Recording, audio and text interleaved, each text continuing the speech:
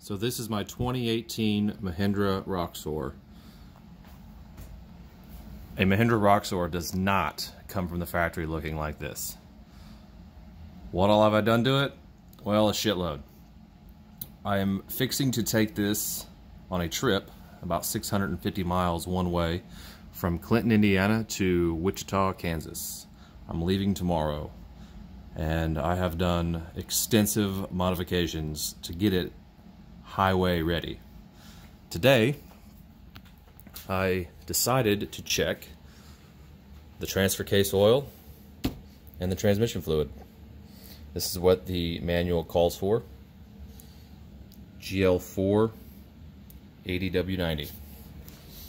Do yourself a favor, print that out. When I was changing it, this is what she looks like. Did not come from the factory like this. My Roxor has about 3,300 miles on it. So I may have gone through some water, but it was only up to the floorboards. These are Ziploc baggies, if you're wondering. High grade, heavy duty. For those of you wondering where these drain holes are, on the transfer case, it's right here. You need this special tool to pull it out. You can get it on Amazon. This is your fill plug. Drain it, fill it. Drain it, fill it. This is the kit I got on Amazon.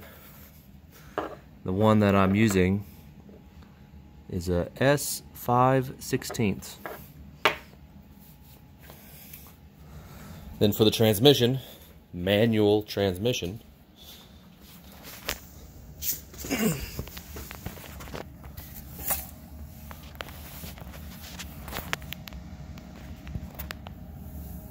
drain it, fill it.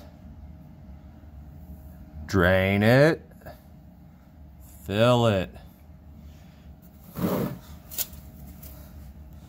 I'm using this Lucas 8090 gear oil that is GL-4.